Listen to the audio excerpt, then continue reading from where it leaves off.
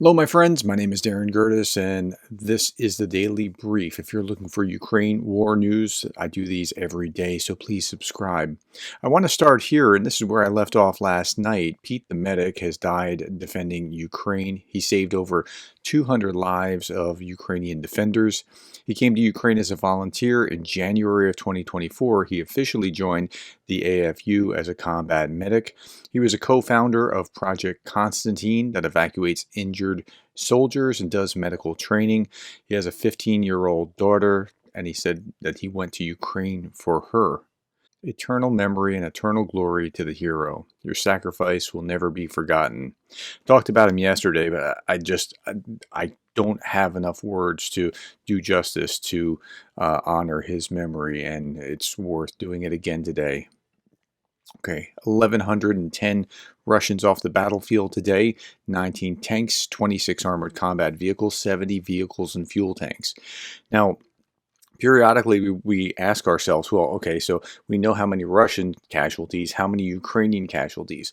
Zelensky just came out and said the current kill ratio Ukrainian to Russians is 6-1. That's not throughout the whole war. That's just an acute number for right now. And here's a little bit of what he had to say. Zelensky believes that the ratio of irreversible losses among Ukrainians and Russians on the battlefield is now 6-1. Look at that word now. That's important. This is just in the recent days. Let's say since the Kharkiv invasion has started. I'm not sure exactly when he's calculating from, but let's say. Indeed, the Russians, have a much larger population, and we take care about our soldiers more than they do. Indeed, we will not have a larger population in Russia. However, for every 6 Russians, 1 Ukrainian dies today on the battlefield.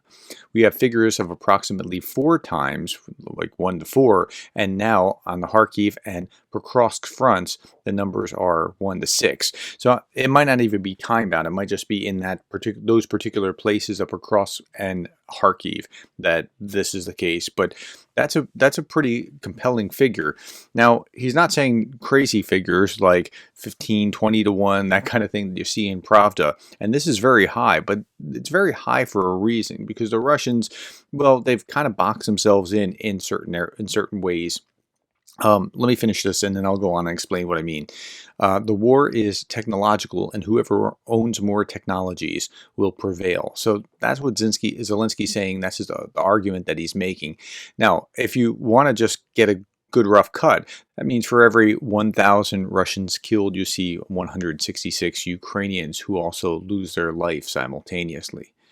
Meanwhile, the Russians have lost 35,000 casualties in June of 2024. That is the second highest monthly number since the beginning of the invasion.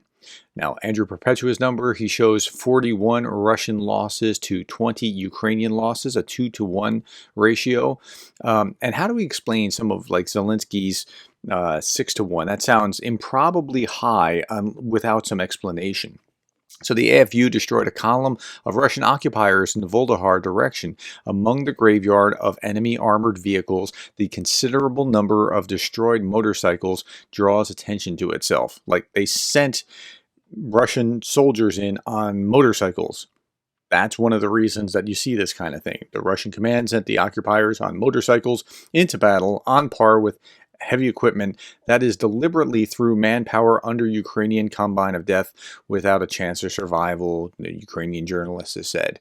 So that's one reason that you see this kind of thing, just stupid tactics. Noel reports that near Vovchansk in the Kharkiv direction, 2 brothers, Igor and Yevgeny, serving in the Russian Armed Forces 25th Motorized Rifle Brigade, were injured during an assault. Despite their injuries and significant losses in their unit, brigade commanders sent them back into the attack the following day. The brothers recorded an appeal to Putin, asking for intervention and assistance, stating, "Everything hurts. We are wounded and we simply have no strength. Why send such people, all the wounded, disabled, into battle?" Well, that could account for some of the high casualty rates, or the ratio being as high as it is. Meanwhile, the Russian Ministry of Defense claimed that they allegedly shot down 36 drones overnight in Bryansk, Kursk, and Belgorod regions. And the Ukrainians are reporting that over the past 24 hours, their air defense in southern Ukraine destroyed 7 drones, including 2 reconnaissance Zala drones, 1 reconnaissance Orlan 10, and 4 strike Lancet drones. But some things are, as they always are, getting through. 7 people, including a 15-year-old teenager, were injured as a result of a night attack on Dnipro and the Dniprovsk Regional Military Administration. A store in a residential area was damaged, roofs and windows in the private houses and apartment buildings. So again, I just don't understand the Russians' propensity to attack apartment buildings and residential blocks when they have soldiers that they should be attacking. Like the strategy here doesn't make a lot of sense to me, but this is how the Russians roll. Now, the ISW is reporting that Putin hopes to win a war of attrition. Here's the original thread. A protracted war will likely incentivize Putin to explicitly set new territorial objectives as long as he assesses that Ukrainian forces can neither stop his advances nor conduct meaningful counteroffensives. So he's just going to take what he has and then start chipping away right from the outskirts of that and just keep moving and moving, gradually, slowly, incrementally, throwing men into the meat grinder. It doesn't really matter as long as he can keep moving forward because he's not personally suffering the losses, they are. Putin has articulated a theory of victory that assumes that Russian forces will be able to continue gradual, creeping advances indefinitely, prevent Ukraine from conducting successful, operationally significant counteroffensive operations, and win a war of attrition against Ukrainian forces. The Russian military command is currently prioritizing consistent offensive operations that achieve gradual tactical gains over conducting a large-scale, discrete offensive operation that aims to make operationally significant gains. That's the actual definition of a war of attrition. Putin and the Russian military command likely view creeping offensive operations as a more guaranteed approach to making gains in Ukraine than larger mobile offenses. So you're probably not going to see like Russia really like doing something amazing, like, wow, that was significant. They took all this ground and they did this and we didn't expect them to do that.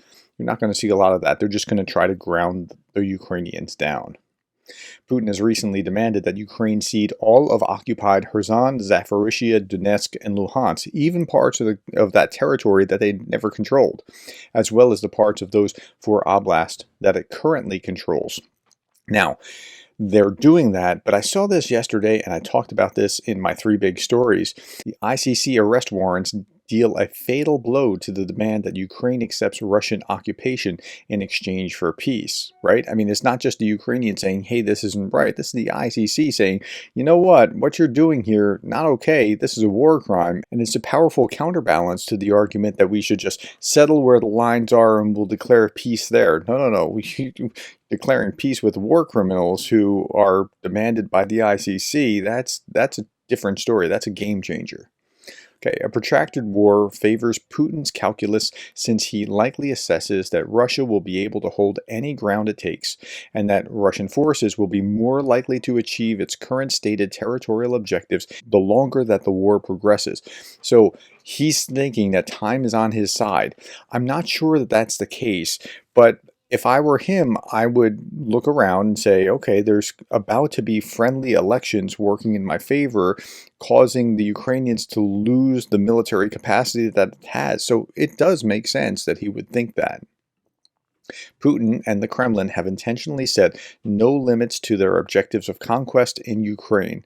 That is, they still are maximalists. They still could want the whole of Ukraine, or all the way to Kyiv, or something like that, and have suggested repeatedly that areas outside of Kherson, Zaporizhia, Donetsk, and Luhansk Oblast are a part of Russia, and maybe those other territories should be in the buffer zone between Russia, which is those 4 territories, the way that they describe it, and the West. Speaking of which, a Russian propagandist, this is Margarita Simonyan's husband, says that Russia must ensure what's left of Ukraine is friendly because a large war is ahead. And he's not talking about Ukraine. They are preparing for a large war. They are telling their people that a war with the West is ahead. Let's look at what he has to say. What is security? The security of a country has certain subtypes, points, and so on. Still, our country, should do everything to ensure that what remains of Ukraine, if anything remains of it, would be friendly to us. Well, of course it would be friendly to you if anything remains. I mean, why not? You just destroyed their country. Because this darkness, I perceive it as a darkness because for many years it did not exist. And then the Americans came and suddenly it appeared. And this transfer to the Western Ukraine ideology and everything else can be dispelled. Whether with the strikes of our airspace forces or the work of information, opposition, or partisan channels inside Ukraine, it doesn't matter. With the deterioration of the standard of living, but it is desirable for us to be on the same side before the battle that is certainly ahead of us. Whoa. What we have now is, as horrible as it sounds, a harbinger to war. It is a war, but it is a harbinger of a real European war. So that's what he's saying. He's saying a war with the West is coming. It's a real war with the West. It's not stopping at Ukraine. If anything's left of Ukraine, we want them on our side. It's like Hitler taking over Czechoslovakia and then using Czechoslovakia's military men and material in order to invade the next, and invade the next, and invade the next. That's what he's talking about.